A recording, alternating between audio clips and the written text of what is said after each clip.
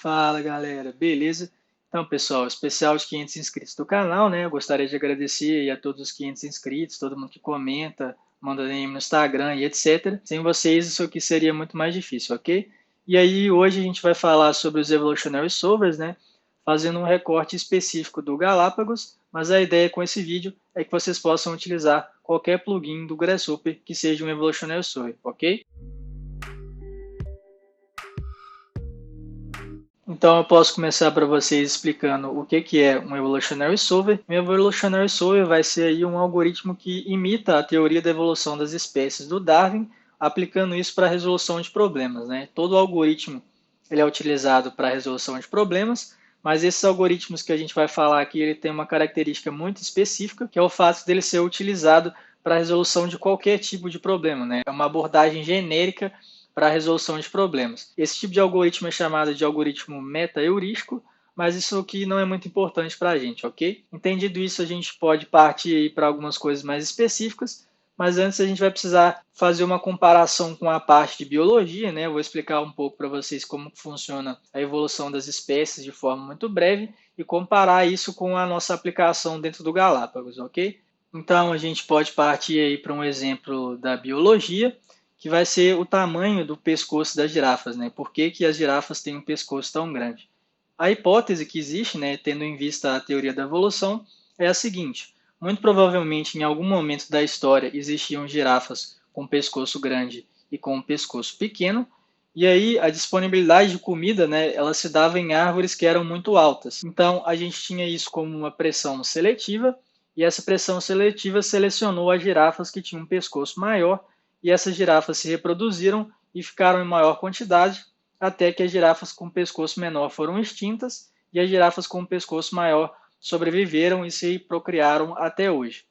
E aí é mais ou menos dessa forma que o Galápagos vai funcionar para a resolução de problemas, só que a gente precisa alterar aí os nomes para que vocês entendam melhor, né? Então, dentro do Galápagos, os genes, né, que é o que vai dar a forma do pescoço grande para as girafas, são os nossos parâmetros, né, que são os nossos sliders. O fenótipo, que é a expressão desse gene, né, que é o pescoço longo em si, é o nosso modelo, né, o nosso modelo do Rhino, do Grasshopper, e a pressão seletiva é o valor que a gente vai chamar aí de fitness, né, que a gente pode pegar aí nos inputs do Galápagos. E aí esse valor de fitness é o valor a ser otimizado, o valor em que você quer que seja otimizado. Entendido isso, a gente pode partir para explicar melhor dentro desse processo. Então, a gente precisa falar sobre como funciona o processo de seleção e acasalamento, né? Como que as gerações vão se dando dentro do Galápagos. Então, a nossa primeira geração é uma geração completamente aleatória, tá? De indivíduos. Então, o Galápagos ele vai simplesmente variar os parâmetros aí aleatoriamente e encontrar uma série de indivíduos que correspondem as combinações desses parâmetros, né? Então, digamos que a gente tem aí dois parâmetros, a gente vai variar eles várias vezes e cada combinação desses dois parâmetros vai ser um indivíduo. E aí, essa primeira geração, a gente precisa fazer uma seleção, né, dessa primeira geração, e essa seleção é dada por um valor aí que você dá no Galápagos de porcentagem. E aí, como que é feita essa seleção? Se você der 10%, 5%, 20%, eles vai pegar os 5, 10, 20% que correspondem melhor ao valor de fitness que você está dando aí. E aí, depois de selecionado esses indivíduos, a gente vai ter o processo de acasalamento, né? E aí o processo de acasalamento ele é um pouquinho mais complicado, mas é também um valor de porcentagem. E aí como que isso vai funcionar? Imagine que a gente tem essas duas variáveis aí, e aí a gente plota esses pontos das nossas duas variáveis em um grid que diz respeito justamente aos valores que determinam esses indivíduos. E aí, dentro desse grid, a gente tem a relação de distância entre esses indivíduos que diz o quão semelhante ou não esses indivíduos são um do outro. Então, quanto mais afastado eles são menos semelhantes, e quanto mais próximo eles são mais semelhantes. Então, a gente tem aí variando de menos 100 até 100%. Menos 100 é uma relação completamente zoofílica, né? Está escrito aí no Galápagos, vocês podem ver. E totalmente 100 é uma relação totalmente incestuosa, né? Então, os indivíduos são muito parecidos. E aí, qual que é o problema de ser incestuosa ou zoofílica? Quando é incestuosa, você compromete a variabilidade da espécie, o que faz mais difícil de se chegar à melhor solução, porque você tem aí, digamos, uma série de tendências de soluções, e aí a primeira tendência que aparecer, ele já vai partir para essa tendência e não explorar nenhuma das outras. E a zoofílica, o que vai acontecer é que o seu algoritmo vai rodar indefinidamente e não vai nunca atingir uma solução. Então você tem que achar um equilíbrio, né, entre o quão semelhante esses indivíduos são, e eu vou mostrar aí uma imagem para que vocês possam intuir melhor como que funciona esse processo de acasalamento. E aí, depois, né, do nosso acasalamento, vão ser combinadas as variáveis desses indivíduos. Então, se eu tenho aí dois parâmetros, ele vai pegar esses parâmetros e combinar entre os indivíduos de acordo com essa porcentagem que você deu. Esses novos indivíduos vão ser a nossa nova espécie que vai ser testado para os valores de fitness novamente. E aí o processo vai se repetindo, repetindo, repetindo, até que você tenha um melhor resultado. E aí, né, vão existir outros fatores que vão determinar a combinação entre esses parâmetros dos nossos indivíduos, né, entre esses genes. A gente tem a mutação, e a mutação é uma coisa muito simples, né? O que acontece é que simplesmente um slider vai dar um valor que não corresponde aos seus pais. E o que isso quer dizer? Isso quer dizer que o Galápagos uma hora vai simplesmente pegar um slider e dar um valor aleatório, e isso pode parecer que não serve para nada, mas isso serve para garantir a variabilidade da espécie, para garantir que a gente possa testar as nossas soluções de todas as formas possíveis para que a gente obtenha um melhor resultado. E aí a outra coisa que a gente vai falar é do processo de crossover. Crossover é simplesmente a combinação entre essas variáveis, né? E o que eu quero dizer? Eu quero dizer que a gente tem aí o indivíduo que é o pai, o indivíduo que é a mãe, e o que ele vai fazer é simplesmente pegar duas variáveis de cada um, se cada um tiver 4, e combinar em um novo indivíduo com 4 variáveis, literalmente copiando para dentro desse indivíduo. O outro processo que a gente vai falar aqui é do blend e o blend preferencial, que é um processo que acontece internamente dentro do Galápagos e dos outros evolutionary solvers, mas é um processo que a gente não consegue alterar, ele simplesmente acontece. E o que é o blend e o blend preferencial? O blend é simplesmente uma média entre essas variáveis dos dois indivíduos, então ele vai pegar esses valores e vai obter uma média, que vão ser os novos valores para o novo indivíduo. E o blend preferencial, ele vai ser essa média, só que com um valor que vai preferenciar o pai ou a mãe desse indivíduo, né? No caso, não tem pai nem mãe, mas vocês entenderam. Por que o blend preferencial ele acontece, né? Às vezes o software está vendo que essa combinação ali está funcionando e ele não quer alterar muito essa combinação porque ele vê que isso está levando a um melhor resultado, então ele preferencia aquilo em detrimento de uma combinação das duas variáveis, ok? Então, agora que a gente já acabou de explicar a parte teórica de como funciona o Galápagos, a gente vai partir para a parte mais prática, onde que a gente vai dar um exemplo, e meu objetivo com esse exemplo é que vocês tenham uma noção muito básica de como que o Galápagos funciona, e aí eu vou explicar algumas coisas mais detalhadamente, ok? E o exemplo vai ser o Fitness Landscape, que é o nome desse exemplo, que é um clássico exemplo, que é simplesmente achar, né, dentro de um landscape, seria um horizonte, né, uma paisagem, o ponto mais alto dentro dessa paisagem. Então a gente vai fazer aqui uma superfície, e aí a gente vai utilizar essa superfície para tentar achar o ponto mais alto dentro dela. Então ela tem que ser uma superfície aleatória, né, que a gente não sabe qual que é o maior pico, e a gente vai utilizar o Galápagos para achar esse pico aí dela, ok? Então a gente pode pegar aqui primeiro só um retângulo, e aí a gente pode construir um domínio, conectar aqui em X e em Y, e aí colocar um valor como 100 e menos 100,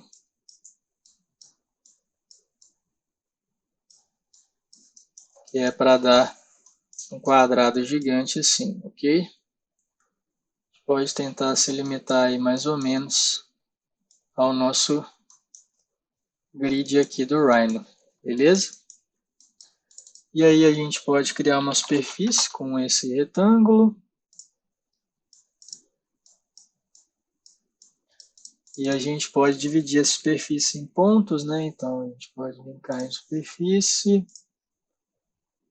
e dividir ela em pontos. A quantidade de pontos não importa muito, pode ser 10 por 10 mesmo. E aí a gente pode mover esses pontos em Z. Então dá um move em Z. E a gente vai mover para uma série de números aleatórios, né? Então random, para pegar números aleatórios. E aí a gente pode construir um domínio aqui para esses números aleatórios, para que eles fiquem mais drásticos, né? Então aqui no range, colocar valores aqui. Pode dar um graft aqui, um graft aqui. E a quantidade, a gente pode dar um list length para pegar a quantidade de itens nessa lista. Dar um flatten.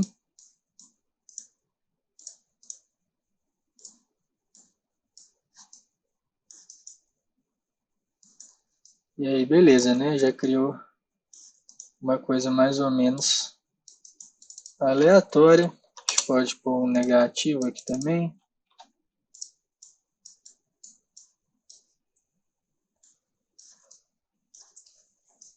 E a gente pode fazer uma superfície a partir dos nossos pontos agora. Então, surface from points, né? Vou colocar o bifocals aqui, que eu acabei esquecendo. Então, vocês podem ver aí, podem pausar o vídeo e copiar.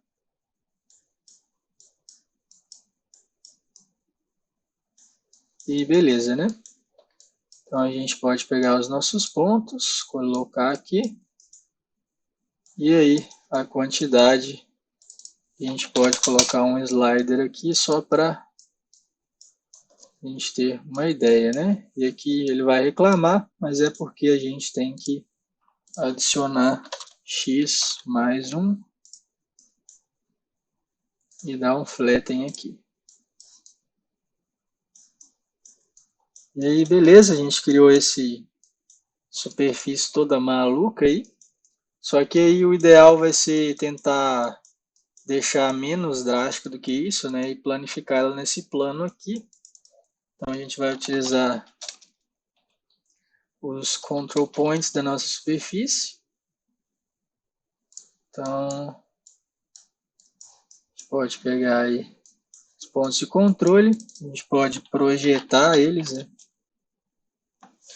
Então, project, os pontos.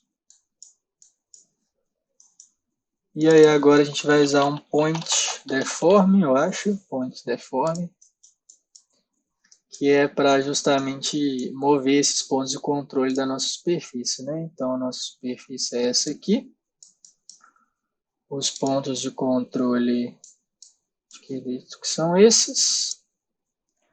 E aí para mover, a gente pode criar um vetor de 2 pontos, que vai ser desse ponto aqui que está aqui, aos nossos novos pontos projetados, para que eles possam mover nessa direção.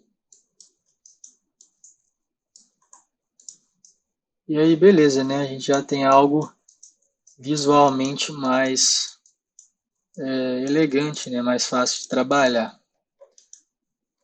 E aí aqui a gente pode pôr um seed aqui para gerar um landscape aleatório aí. Pode mudar para ter vários diferentes. E aqui a gente vai otimizar para o valor de Z, né? Para achar o pico mais alto. Então a gente vai fazer um evaluate surface para a gente achar o pico mais alto da superfície, o ponto, né, mais alto. Pode conectar a superfície aqui. Pode construir um ponto que vai servir para as coordenadas U e V aqui da nossa superfície. E aí a gente pode colocar um slider de 0 até 1, com muita precisão nas casas decimais, né?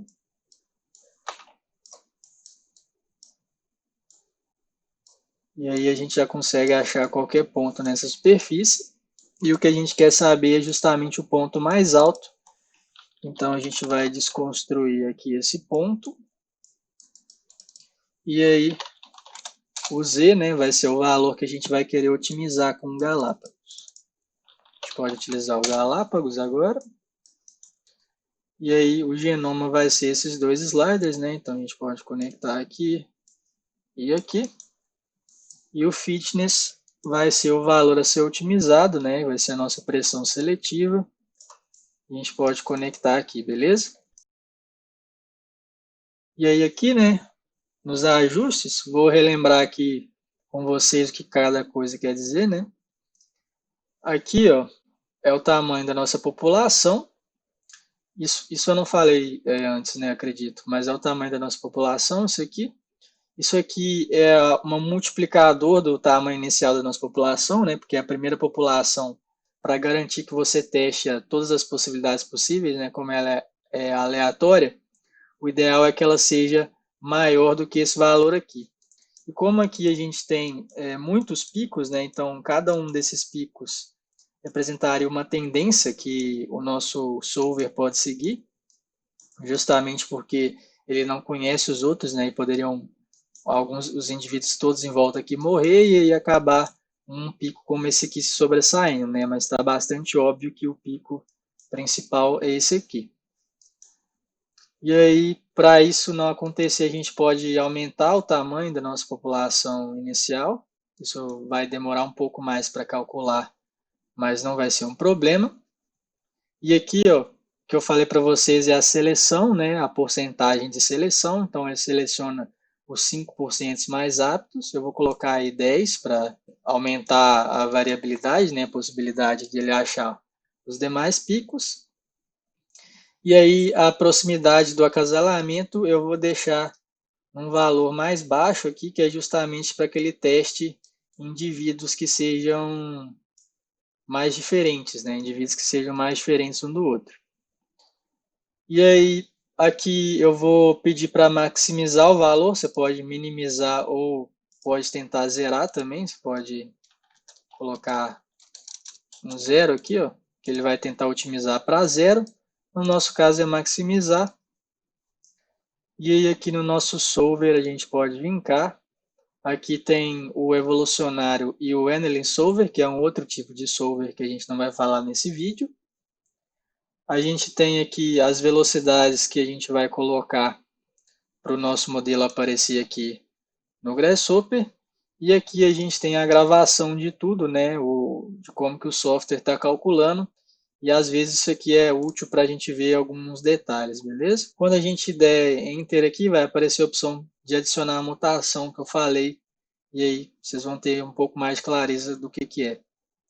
Eu vou dar OK aqui. Eu só vou colocar umas coisas aqui para ajudar a gente a visualizar, tá? Eu vou primeiro dar um record aqui na nossa informação aqui desse componente, que é para ele ir mostrando todos os testes que ele vai fazer e como que vai se comportar as populações aqui. Acho que vai ser melhor para a gente visualizar. E eu vou colocar um custom preview aqui e vou colocar a cor branca, que é para a gente visualizar melhor esse ponto aqui, beleza? E aí, para a gente visualizar a nossa superfície aqui, né, eu vou usar um componente que chama Grip Wireframe, que é para a gente ver só a estrutura de arame disso aqui, porque vai ser mais fácil visualizar os pontos, né, como é que os pontos vão ir populando aqui, beleza? Então eu vou colocar aqui também, aqui embaixo, um custom preview aí de outra cor, né, porque esse aqui vai ser a nossa superfície. E aqui a gente tem que aumentar a densidade da quantidade de frames, que é para aparecer aí, beleza? Então a gente pode apagar isso aqui, ver só a estrutura de arame aqui. E o nosso ponto aqui, né, o ponto principal, eu vou colocar ele de outra cor para diferenciar dos pontos que estava testando, né? Então a gente vai ver ele rodando aqui. Então a gente pode pôr vermelho e beleza, né? A gente já pode rodar aí o nosso Galápagos. Então a gente pode colocar aqui só para visualizar no começo, tá? E aí você vai vendo ele populando. Pode acelerar um pouco agora. E aí aqui, essa parte aqui que está mostrando é justamente aquele processo de seleção que eu mostrei para vocês com um círculo, né? Só que aqui está mostrando tudo, né? E aí os indivíduos com um xizinho é os que estão morrendo e os com pontinho é os que estão ficando nas variadas populações. Ele está mostrando aí populações se propagando nesse grid aqui. E aí aqui a gente tem os indivíduos, né? E aqui o valor de fitness. Isso aqui é a representação da quantidade de variáveis que a gente está utilizando aqui no nosso modelo. Isso aqui é para adicionar mutação para a população, né? Às vezes você está vendo que ela está indo numa tendência que você não quer. E aí você pode adicionar uma mutação para ver se ela se ajusta de alguma forma. Beleza, né? Vamos ver como é que está aqui. Parece que ele teve uma tendência, obviamente, de se concentrar aqui mesmo, né? Como está mostrando. E aí ele populou tudo aqui, está nesse pico aqui agora, só brigando aqui com parâmetros muito pequenos, né? Diferenças muito pequenas. Vocês podem ver que teve uma convergência rápida para esse pico aqui. Então a gente pode dar um stop, porque isso é uma coisa que eu acho que eu não mencionei, né? Mas os evolutionary solvers eles não te garantem uma solução exata, porque muitas das vezes essa solução não existe. Nesse caso aqui existe, porque é algo matemático, né? A altura desse pico. Mas muitas das vezes isso vai rodando indefinidamente, beleza? E aí aqui eu acho que ele parou, que é porque ele achou a solução, porque ele testou provavelmente quase todas as hipóteses que tinha, né? As possibilidades que tinha. Então eu posso dar um reinstate aqui, dar um OK. E aqui esses são os pontos que ele foi populando aqui. Você pode ver que ele rapidamente convergiu para esse pico, que eu acredito que seja porque esse pico realmente é muito mais alto do que os demais.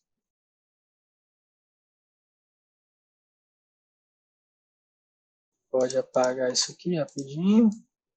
E aí tá aí o nosso ponto aí no topo, né? E aí só para exemplificar, eu vou fazer um teste aqui com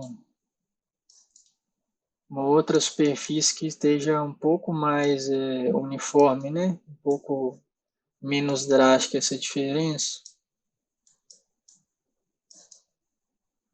Que essa aqui vai dar uma brigazinha, né? Está quase da mesma altura. Que é para vocês visualizarem, né? Que tem essa diferença de tendência, né? Vocês vão ver ali quando a gente gravar os pontos agora nesse aqui, que muitas das vezes eles podem tender a um pico que não é o mais alto, né? E aí, nesses casos onde você tem várias tendências diferentes, você tem que assegurar a variabilidade para que ele teste todas as possibilidades possíveis. Então, eu vou testar aqui rapidamente. E aqui, para demonstrar meu ponto, eu vou justamente diminuir esse inicial boost aqui. E vou colocar isso aqui mais alto, porque o meu objetivo é justamente que isso dê errado, né? Pode ser que não dê, mas meu objetivo é que dê errado, para eu mostrar para vocês. Então, beleza, né? Vou colocar um boost de 1. Ok. Agora vamos rodar aqui para ver o que vai sair.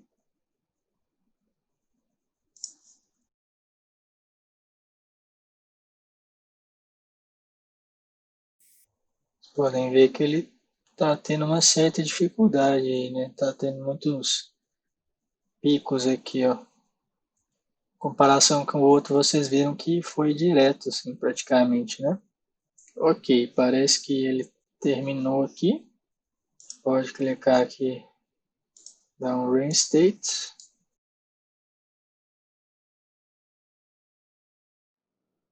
Como eu disse, provavelmente deu errado, né?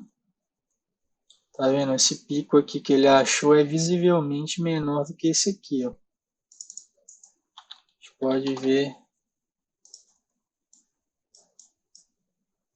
A gente vai dar um internalize data aqui. E agora a gente vai testar com uma maior variabilidade para que vocês vejam que faz diferença.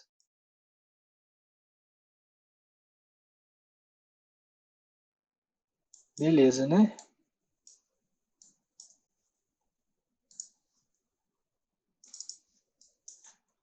E aí a gente pode vir cá, pode diminuir isso aqui.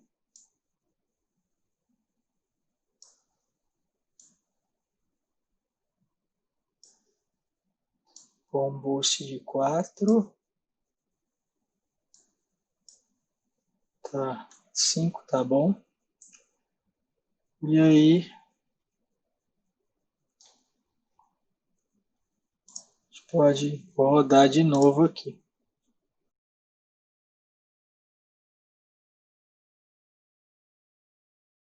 Acabei esquecendo uma coisa importante, vou dar stop aqui. É importante quando você for rodar mais de uma vez, né, para que o resultado ele não fique viciado, você precisa randomizar isso aqui, tá? Você precisa aleatorizar para garantir que o resultado não vai ficar viciado, porque ele já vai ter a primeira amostra como o próprio valor que você deu aqui, né? Então o valor já estava alto, ele teve uma tendência a ir direto para esse valor. E aí isso não é bom.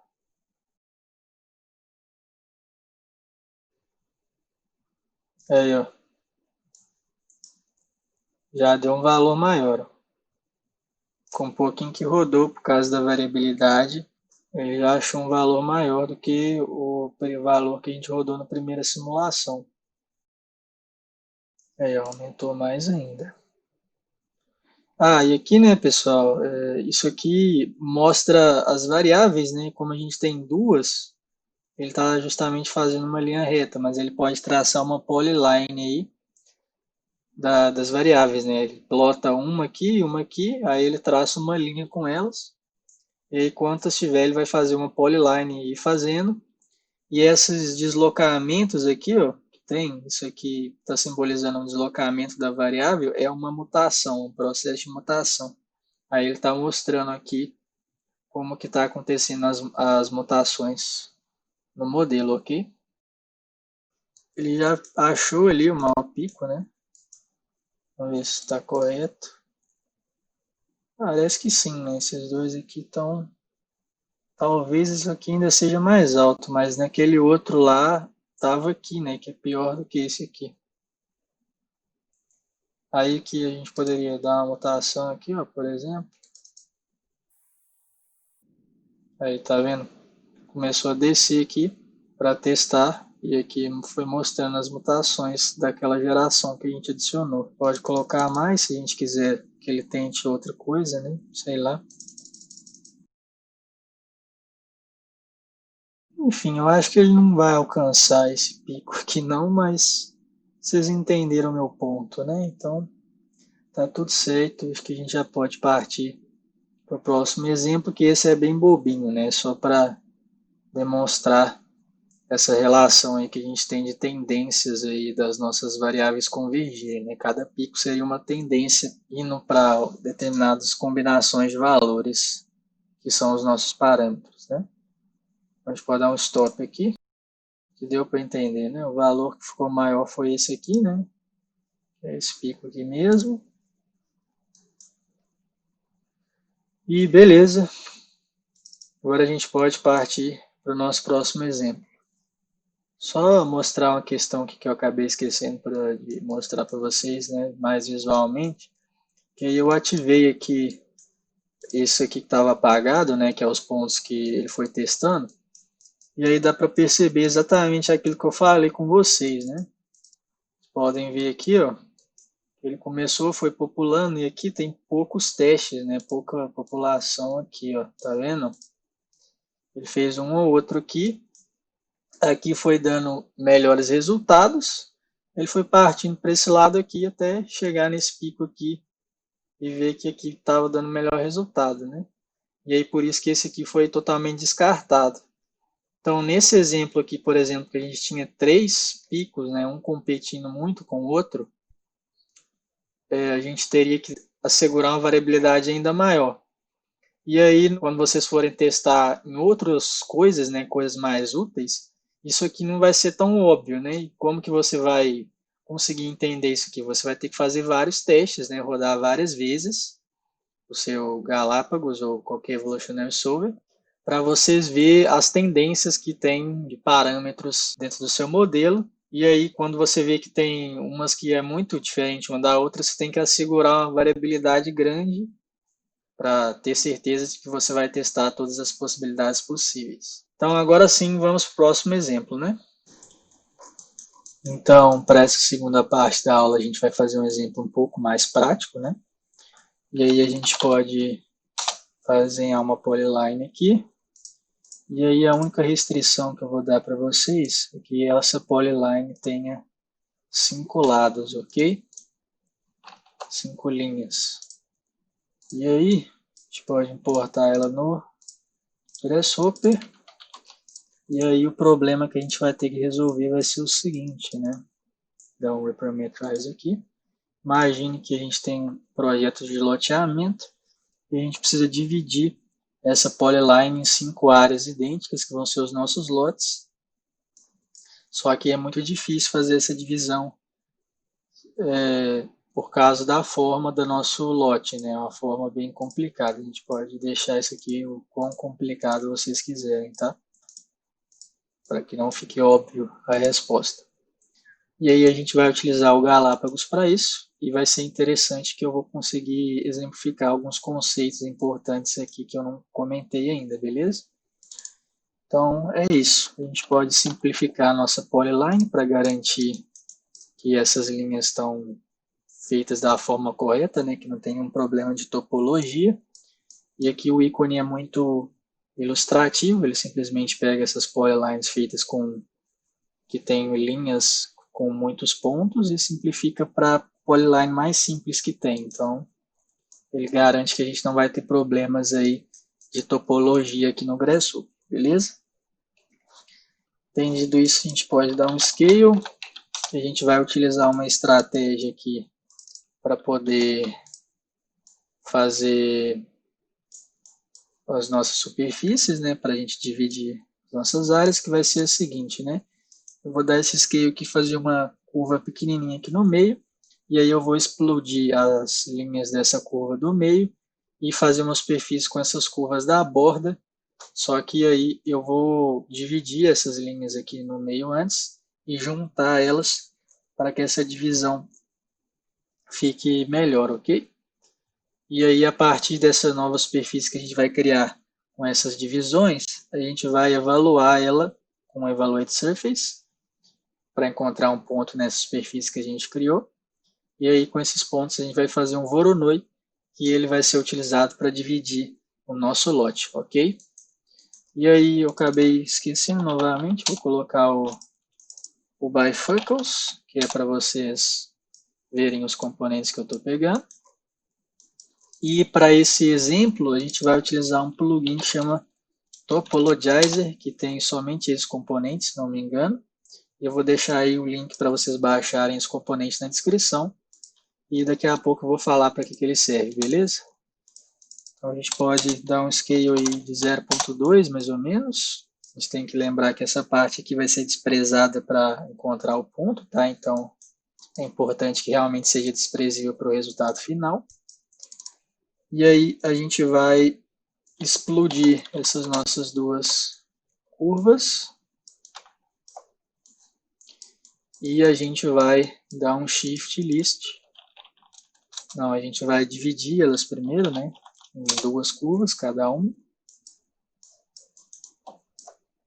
E a gente vai reparametrizar aqui para garantir que a divisão fique da forma correta. E dividir por 0,5, nosso parâmetro t, para cortar a curva no meio, né? E aí agora sim a gente vai dar o Shift List. A gente pode dar um flatten aqui para garantir que ele vai mover o item na lista da forma correta. E a gente vai dar um Partition List, que é para partir a nossa lista em listas com duas linhas. A gente pode pôr um 2 aqui. Copiar isso aqui. Colocar o 2 aqui. E beleza, né? Vamos ver se ele está partindo aí a nossa lista. E ele está. Agora a gente pode dar um join. A gente pode dar um join nos dois, né? E aí, a gente vai ver que o resultado que a gente vai ter aqui vai ser uma polyline. Só que aí o ideal é que seja uma planar curve. E aí para isso eu vou dar um fillet de um valor extremamente pequeno, tá? Pode colocar 0,05.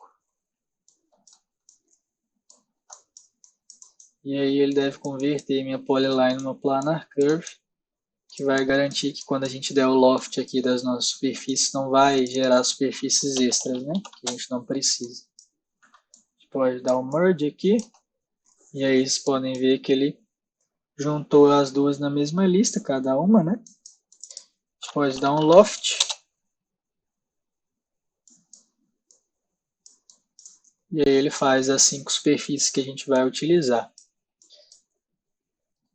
Agora a gente pode usar o Evaluate Surface, que é para pegar o ponto para fazer o Voronoi. A gente vai reparametrizar a nossa superfície. E a gente vai construir um ponto. E aí o X e o Y vai ser justamente o U e o V aqui, né? Desse ponto na nossa superfície. E aí os sliders aqui, a gente tem que pôr 5 sliders para 5 superfícies. E aí para isso a gente vai utilizar o componente de GenPool, que é esse componente aqui, que a gente consegue colocar como input vários sliders aqui, né? E ele é útil também porque quando a gente for utilizar o Galápagos, a gente consegue colocar ele aqui, ó, e ele já pega todos, beleza? Vou colocar aqui, ó. Ele já pega todos os sliders, beleza? E aí a gente tem que colocar 5 aqui, que são a quantidade de superfície que a gente tem. Pode copiar isso aqui, colocar no Y. E aí a gente precisa ajustar o range disso aqui para ficar de 0 até 1. Pode colocar aí 3 ou 4 casas decimais que tá bom, tá? Pode pôr 4, né? Ficar mais preciso. Colocar de 0 até 1. E aí a gente precisa garantir que essas duas listas aqui estejam com o data matching correto. Então aqui a gente tem ela grafted, aqui a gente tem ela flatten. Então a gente pode dar um graft aqui. E aí já está funcionando, né? Para pegar os pontos na nossa superfície. E aí, entendido isso, a gente pode utilizar o nosso Voronoi para fazer a nossa divisão agora, né? E a gente pode apagar o restante, que a gente não vai utilizar. Pode pegar aqui, dar um flatten. E aí ele faz a nossa divisão. Agora a gente vai usar o Topologizer. A gente vai explodir o nosso Voronoi. Dar um flatten. Conectar aqui. E aí aqui, né, o legal é o seguinte, esse Topologizer ele vai colapsar as linhas que são muito pequenas de acordo com uma tolerância, né? Então se eu der aqui um valor tipo 4, tudo que for menor que 4 ele vai deletar e criar uma nova organização. E isso vai ser muito prático para a gente, porque linhas muito pequenas para a gente não vai ajudar muito, né? Para fazer essa divisão aqui da forma correta, beleza? Senão ele vai ficar, o Voronoi pode ficar meio granulado, né? Ficar muitas linhas menores dividindo e não vai ficar tão legal. E aí fica mais fácil assim, ó. Você pode ver que ele faz esse trabalho de colapsar aí para que a distribuição do lote fique melhor. A gente pode deixar em 5 mesmo, eu acho que vai ficar bom. E aí a gente pode dar um Surface Split, que é para cortar aqui a nossa superfície com essas curvas. E aí a gente precisa pegar a superfície aqui com Boundary Surface e vir para cá. Pode dar um Area Display Reading aqui, né? Para não poluir o modelo. Conectar aqui. E beleza, né? Agora a gente já tem aqui as divisões. Agora a gente vai colocar um texto só para visualizar as áreas, tá? Então, eu vou pegar em direto na aba de Display, que é para garantir que eu não vou pegar nenhum de plugin, tá? Tem um monte aqui que é de plugin. Então, vou pegar aqui, Tag Test 3D, e aí colocar um componente de área, e aí a localização é o centroide, o texto é a área, só que antes a gente pode dar uma arredondada aqui, porque os valores estão muito quebrados, né? Então eu vou dar uma arredondada. A gente pode utilizar uma expression para isso. Então a gente pode dar um round aqui para arredondar. E aí colocar um x, que é o nosso input, e o número de casas que a gente quer arredondar, então até 2 casas decimais. Colocar aqui. E conectado o componente de área para cá, que aí ele passa a arredondar aí as casas decimais. E a gente pode conectar aqui no texto. E aí agora a gente já tem as informações das nossas áreas aqui mais visualmente, né? A gente pode apagar isso aqui. E beleza. E agora a gente precisa fazer o setup para a nossa otimização que a gente vai fazer.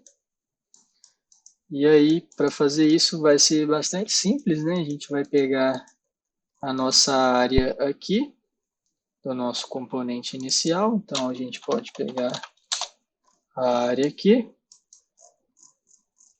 A gente pode pegar as nossas áreas desse aqui, que é as áreas dessas superfícies. E aí, o que a gente vai fazer aqui é simplesmente subtrair um pelo outro, que é para a gente encontrar a diferença, né? E a ideia é que a gente zere esse número, né? No caso, esse por esse. Então, aqui a gente tem a nossa área total. E aqui a gente tem as nossas áreas divididas, né? Só que a gente precisa dividir isso aqui pelo número que a gente quer alcançar, né? Na verdade, eu acabei esquecendo disso. Então, a gente precisa dividir isso por 5, que é o número de áreas que a gente quer encontrar, e vai ser o seguinte, né? Como se fosse o valor que a gente quer chegar, menos o valor real, né? O valor que a gente está atingindo. Então, o valor real é esse, o valor que a gente quer chegar é esse aqui. E ele vai encontrar uma diferença entre esses valores. E aí a gente vai querer zerar esse valor aqui. E aí, para garantir que isso não vai dar nenhum problema, né, no nosso solver, a gente pode utilizar um absolute, que é para fazer os valores ficarem absolutos, né, sem valores negativos. E aí, para que a gente encontre a solução mais rápido, né, eu vou utilizar uma estratégia que vai ser dar um square nos valores, né? E aí o que vai acontecer, né? Quanto maior for essa diferença, né, vai representar uma mudança muito grande aqui, justamente porque a gente deu um square. E aí, quanto mais ela for ficando menor, mais ele vai tender a achar essa solução, por causa disso, né? Uma função exponencial. Então, se a gente pegar aqui um valor menor aqui, ó, vocês podem ver que ele está dando muita diferença um do outro. E isso vai ajudar a gente, ao nosso solver, entender o que ele tem que fazer, tá? Porque ele vai ir tentando minimizar essa diferença o mais rápido possível. Então, a gente pode utilizar o Galápagos. E o genoma vai ser os nossos sliders. E aí, beleza, né? A gente pode dar 2 cliques aqui. Vai zerar os nossos valores. Então, igual a 0, fitness. Aqui a gente pode colocar um boost de 4 ou 5. Aliás, pode ser maior, bem maior, eu acho.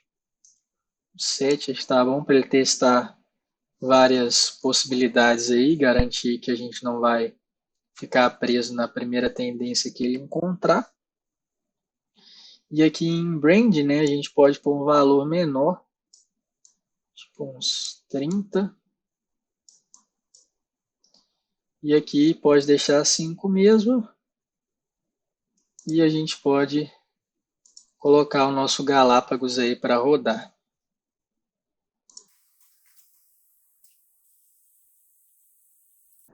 Ok, então a gente conseguiu aí já terminar de rodar o nosso solver, né? E aí esse foi o último resultado que deu, parece que ele acabou de tentar achar uma solução. E aí uma coisa que eu acabei esquecendo de falar para vocês aqui, ó, isso aqui mede o quanto é o nível de estagnação, né, que ele vai atingir. O que isso quer dizer? Isso quer dizer que ele vai tentar 50 vezes e aí se não der o melhor resultado em 50 vezes, ele vai parar de rodar porque ele entende que não tem como achar nenhum resultado melhor do que o que você quer, ok? E aí você pode calibrar isso aqui de acordo com o que você acha mais justo para a nossa simulação. Esse aqui tá bom. E aí você pode ver que as áreas ficaram bem parecidas, né? Ficaram muito próximas umas das outras. Por essa aula vai ser só isso mesmo, tá, pessoal? Vocês podem ver aí que deu uma diferença bem pequena. A gente poderia talvez acrescentar um pouco mais para melhorar aqui, né? Talvez tentar fazer os lados ficarem mais iguais. Mas por essa aula foi só isso mesmo que eu preparei. Eu espero que vocês tenham gostado desse vídeo, espero que vocês tenham entendido os conceitos, né, as fundações aí que a gente utilizou. Se você gostou desse vídeo, dá um like aí que é muito importante. E até o próximo vídeo.